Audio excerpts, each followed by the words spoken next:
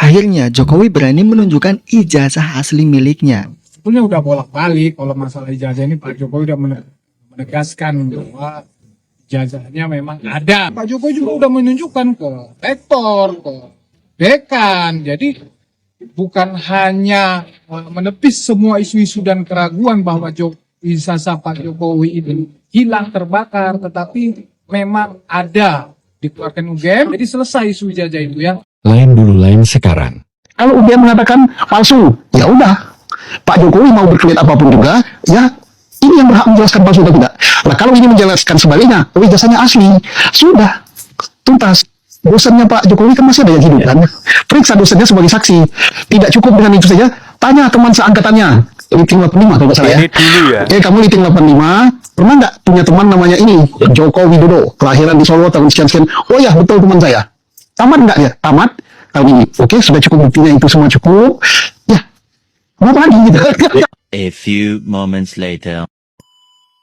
Nah, ada yang berpendapat, loh Ini UGM sudah sekarang. menyatakan asli. Loh UGM yang dipersoalkan kok, jeruk makan jeruk, itu namanya. Nanyanya bukan kepada Pak UGM, bukan kepada Pak Jokowi. Kalau nanyanya kepada Jokowi dan kepada UGM, jawabannya pasti asli. Asli. Ini yang harus dibuktikan, palsu apa tidak.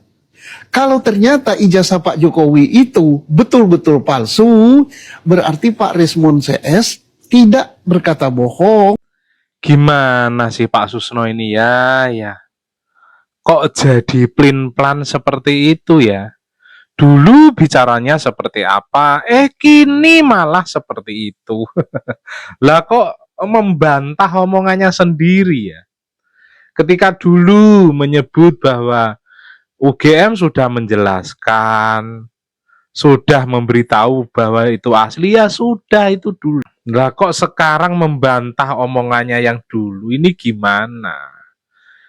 Ada apa Pak Susno kok sekarang pendapatnya beda seperti itu gitu loh ya. Jadi kami sebagai rakyat yang awam ini, nggak tahu apa-apa ini, ya jadi pertanyaan-tanya. Lah kok lain dulu, lain sekarang gitu loh ya. Nah, pernyataan Pak Susno yang plin-plan tersebut ini menuai kontroversi oleh banyak orang, terutama ini dari pakar hukum tata negara dan juga mantan jenderal polisi juga mengomentari secara telak argumentasi dari Susno Duaji tersebut. Dan ini juga ada advokat dari Sumbar ini membongkar 3 musuh Jokowi yang membuat kasus ijazah palsu ini tak selesai-selesai. Ngeri sekali ya pengacara atau advokat dari Sumbar tersebut ya. Nah, nggak usah berlama-lama lagi, berikut adalah video lengkapnya. Saya ingin menyampaikan pendapat saya lebih dahulu. Kalau kita ingin mengukur ijazah asli atau tidak asli, tanyanya kepada UGM sebagai penerbit ijazah, dalam hal ini adalah Fakultas Kedokteran UGM. Fakultas Kehutanan UGM, khususnya adalah jurusan teknologi perkayuan. Itu aja. Jadi kalau misalnya itu setelah dia memberi penjelasan kita tidak percaya, maka diadukan kembali dekannya itu kepada namanya Senat Fakultas. Saya ulang lagi, ini Senat Fakultas. Maka minta agar supaya Senat Fakultas menguji, karena keterangan-keterangan yang dibuat oleh dekanat itu nampaknya kurang meyakinkan dan ada unsur-unsur dugaan-dugaan yang lain, ya bisa dilaporkan kepada Senat Fakultas. Nah, Senat lah nanti akan yang membentuk tim khusus untuk melakukan verifikasi terhadap semuanya itu, termasuk di dalam. Ini antara Jokowi dengan dengan UGM kan nggak ada sengketa. Terus yang mau dipetunkan apa? Nah, sekarang saya tanya sampean lah. Sampean punya surat nikah kan? Nah, saya tanya, sampean surat nikah dengan istri yang berurusan dengan KUA dan catatan sipil. Terus saya ngomong nih, Bapak itu surat nikahnya palsu. Nggak bener. Loh, emangnya saya punya hak? Terus saya minta kebijakan supaya menyatakan itu melalui petun. Ya udah, untung sampean masih sabar. Kalau sampean nggak sabar, saya bisa sampean tanjung. Itu kasarnya seperti itu gitu loh. Jadi nggak usah kita mencari benang merah untuk menyesatkan masyarakat. Kita ini punya ilmu. Ilmu ini kita gunakan untuk mencerdaskan masyarakat.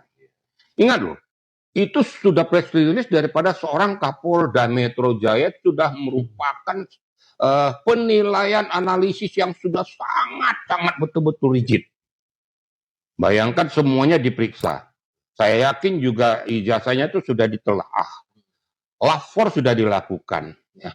Loh, kalau lapor dilakukan UGM sudah tidak ribut, kok harus disuruh uji lagi? Ya kan nggak bener ini gitu loh.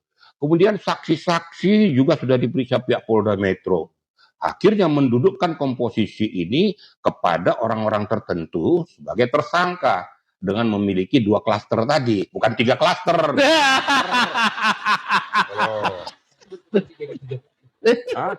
Ya, kalau saya melihat ini kasus enteng aja, kasus remeh-temeh, tidaklah begitu sulit untuk membuktikannya. Tapi karena banyak pihak yang terlibat di sini, sebetulnya memusuhi Jokowi itu kan hanya 3. Yang memusuhi Jokowi hanya 3. 1 HTI, 2 FPI, dan yang ketiga terakhir nih PDIP yang menjadi musuh Jokowi itu. Nah, tapi di sini juga banyak yang membonceng. Yang membonceng itu siapa? Ya orang-orang yang kepentingannya terdegradasi oleh kebijakan Jokowi. Siapa itu? Ya itu salah satunya para koruptor. Siapa yang para koruptor itu? Ya pembebasan petrol yang merasa kepentingannya terganggu selama Jokowi berkuasa. Kalau dari yang 3 entitas tadi itu Mama dan Damai Kusuma. Kenapa? Karena dia sendiri yang menyatakan bahwa HTI itu minimal akan membuat 10 hoak dalam sehari katanya. Begitu ya dibubarkan dulu. Nah ini sekarang kan terbukti bahwa hoak itu berseleweran. Bahkan kita juga di sini TPUA, tim pembela ulama dan aktivis, ini punya irisan ke 3 entitas tadi, setidaknya ke FPI dan HTI, begitu kira-kira. Iya, faktanya pengacaranya itu Arul Ghazani itu memang kalau aktivisnya HTI itu ke fakta, tidak bisa kita bantah. Tersangka juga di Sujana di situ, gitu. Rizal Fadila, mereka kelompok-kelompok. Iya, itu kan ada klaster ya, itu klaster 1 yang Rosario, klaster 2. Klaster 2 ya. Nah di klaster 1 ini itu kan mereka itu kan sudah agak melemah Nah di klaster 2 ini karena ada yang mensponsori ya, dan ada yang tetap menyemangati, makanya dia tetap kencang gitu. Kenapa ketika Agustus Kelam mereka itu diam? Karena memang keributan sedang terjadi. Tapi begitu Agustus Kelam ini selesai, September, Oktober ini clear, baru muncul lagi, nyaring lagi suaranya. Nah, perhatikan apa yang dipaparkan oleh Roy dan cari apa yang tidak dia katakan, bukan apa yang dia katakan. Ilmu sidik jari. Sekarang kalau mau periksa sidik jari gampang, tinggal letakkan pada mesin fingerprint scanner, kemudian masuk ke digital, dianalisis, masuk. Jadi untuk memeriksa sidik jari, kita membawa jarinya, bukan foto jarinya. Apa iya kalau kita sekarang mau naik kereta api, kemudian harus periksa secara analog? Wajah orang, kemudian ada orang meriksa, megang mata kita, megang hidung kita, kemudian diperiksa secara analog, kemudian oh iya cocok. Enggak, wajah kita yang analog ini diperiksa oleh face recognizer. Penumpangnya, Anda kereta berapa? Masuk. Cukup jelas juga ya, jadi yang diperiksa adalah wajahnya, bukan foto wajahnya. Ibu-ibu yang hamil, mohon maaf nih ibu ya, kalau dulu untuk mengecek kehamilan pakai stetoskop dokter itu Bang Karni, itu analog, didengarkan suaranya. Oh iya ini bayinya sehat Bu. Sekarang nggak lagi, ada alat namanya USG, ultrasonografi, dan bahkan USG itu bisa melihat bayinya secara 3 dimensi. Paham tidak yang tidak dia katakan? Untuk melakukan USG, kita perlu membawa perut ke dokter, bukan foto perut ya. Itulah kemajuan teknologi, termasuk dengan ELA. Jadi error level analysis yang dipakai ini, saya juga pakai, Dr. Risman juga pakai. Itu membuktikan bahwa gambar ijazah tadi yang ditayangkan oleh Dian Sandi, itu adalah gambar yang sudah direkayasa. Ini sebelah kanan ini bukan gambarnya jelek. Nah itu ada di layar. Ini menunjukkan hasil ELA atau error level analysis. Ini menunjukkan bahwa ini sudah terlalu banyak direkayasa sehingga tidak muncul lagi gambar aslinya. Apa yang diperiksa oleh Roy? Roy memeriksa foto ijazah, bukan ijazahnya. Dia ini sarjana komunikasi, jadi tidak diragukan dalam urusan komunikasi. Sayangnya, banyak sekali di negara kita ini orang-orang yang IQ-nya 200. Dan itu berdasarkan penelitian, katanya IQ kita itu di bawah 100 rata-ratanya. Jadi kita itu berhadapan dengan orang-orang yang tidak terlalu detail, sangat mudah dikelabui. Orang yang IQ-nya di bawah 100 itu mereka untuk sesuatu yang rumit, komunikasi yang rumit, mereka tidak akan bisa memahami di mana sebenarnya hal-hal yang disembunyikan. Tapi untuk Anda yang di atas 100 IQ-nya, Anda pasti tahu dia sedang mengelabui masyarakat, dia sedang mengelabui penonton. Dia menyembunyikan di balik kata-kata itu tentang kenapa dia tidak mempermasalahkan dirinya yang hanya memeriksa sebuah foto. Dia memeriksa sebuah foto ijazah, dia tidak memeriksa ijazah aslinya. Bayangkan kalau Anda memberikan sebuah foto perut Anda ke dokter, dan dokter akan bilang, saya tidak bisa memeriksa foto perut Anda, saya harus memeriksa perut Anda supaya bisa di USG. Urusan ijazah palsu ini bukan sesuatu yang nyata. Ini adalah sesuatu yang dibentuk di dalam logika. Kalau Anda punya logika, Anda sudah pasti langsung mengatakan, Roy pembohong. Tapi buat Anda yang logikanya masih cetek, ya Anda pasti percaya sama Roy. Apa boleh buat? Saya hanya bisa mengatakan kepada orang-orang yang akan memahami apa yang saya katakan. Karena Anda cukup cerdas untuk memahami apa yang saya katakan. Tapi untuk Anda yang kurang cerdas, ya saya yakin Anda pasti masih percaya sama Roy. Karena dia pintar framing dan dia adalah sarjana komunikasi. Sampai kapan Anda akan membiarkan diri Anda dibohongi oleh seorang sarjana komunikasi? Apalagi kalau Anda seorang profesor, Anda terjerembab dalam sebuah jurang yang dalam, yaitu jurang kebodohan. Tapi ini kan kadang-kadang orang tidak memahami dan bahkan mungkin ada kata-kata kalau ditunjukkan udah selesai, saya nggak yakin tuh kalau namanya Pak Jokowi lo ijazah saya asli, pasti orang bilang kan sini saya akan melakukan penelitian sendiri. Masih sidang pun begitu. Iya. Emangnya lu siapa gitu kan? Karena kan bukan lembaga hukum. Nah saya kira mungkin kita juga masyarakat juga kadang-kadang terbuai dengan opini dan lain sebagainya. Tetapi di sini polisi memang konsekuensinya kalau memang mau dihujat silakan. Tapi kita tetap profesional. Apa langkah-langkah yang harus kita lakukan, kita tetap lakukan sesuai dengan koridor hukum yang berlaku. Karena apa Bang Don? Ini akan ada konsekuensi hukum bagi anggota yang saat ini menyidik.